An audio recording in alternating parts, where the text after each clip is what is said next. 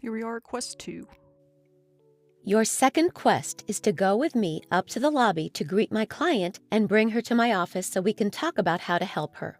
While we're on the way there, we will check in with my supervisor, Zoe, to get some background information about my client's situation.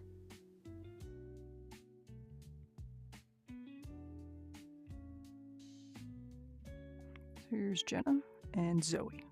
Hi, I have your first client out there. She was brought in last night. She was found sleeping next to a dumpster. Just a heads up, she's been out on the streets for a while without a shower and is pretty self-conscious of her smell. It seems like she tried to cover it up with the body spray in the lobby bathroom. Anyway, her name is Casey, and according to her file, she's 15 years old. So you can see that the client is, again, they can turn their heads and see the client out in the hallway, and there's plenty to look around with the headset 360 degrees. But once they do so and are ready, they can select continue with that trigger button to move on in the quest.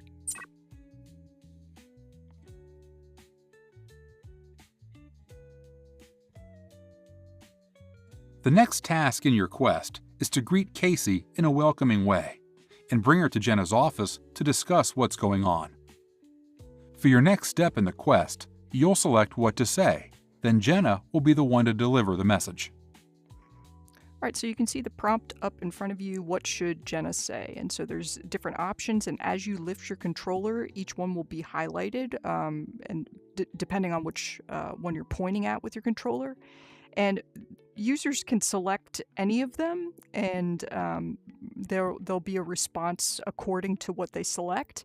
And as we go throughout these, some of these are better than others, and so students will learn along the way what communicative responses interpersonally would be maybe best suited for the scenario. But they'll still be able to click on any of the responses, and it's kind of teachable moments for them to learn interpersonal skills in these types of situations.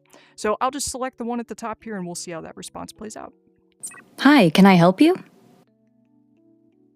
Hi. I was told you could help me, but I'm not sure. I've never been to a place like this before. And so here's the next prompt. What should Jenna say?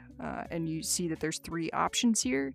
And let's, for example, let's pick one that maybe isn't the best response, and you can kind of see how that plays out. Why are you dressed like this? I don't have much choice. These are the only clothes I have.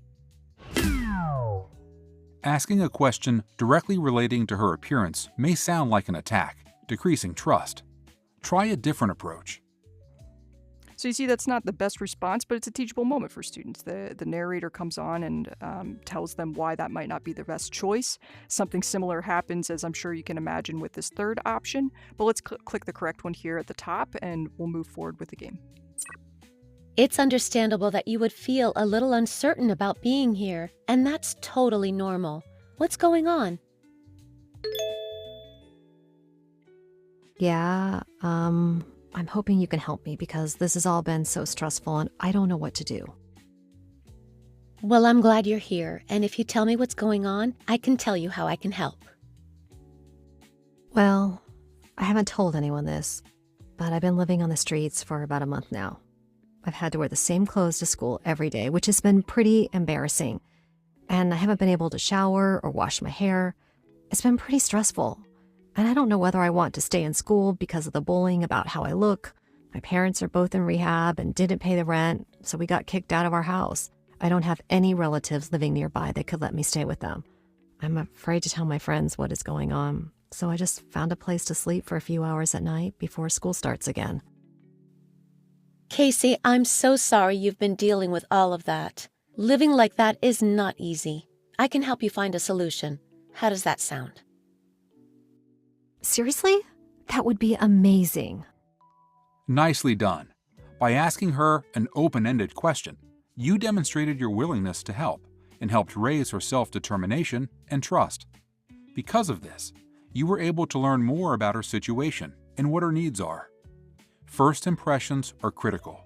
By asking an open-ended question, you demonstrated that you care and are here to help, which helped Casey feel comfortable enough to open up while raising her self-determination and trust.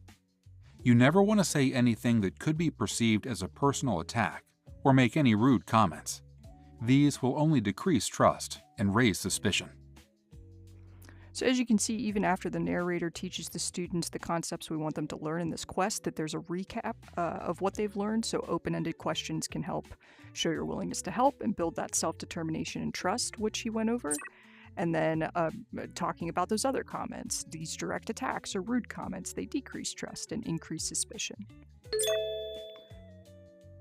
So we've earned another star, and we'll head to the prize store. Aim your cursor at the prize you want in the 2-star case, and then select it. So similar here, whenever you point your controller at each of the 2 options, you'll see that it illuminates with a yellow box, and so whichever option you'd like, you point your controller at it, and then you would select that pointer finger trigger button to select it and bring it back to the office. Great choice. Now, let's head back to your office and complete Quest 3. So I'll do another video going back to... Now that you have learned about Quest 3. what problems Casey is facing, Jenna and you must decide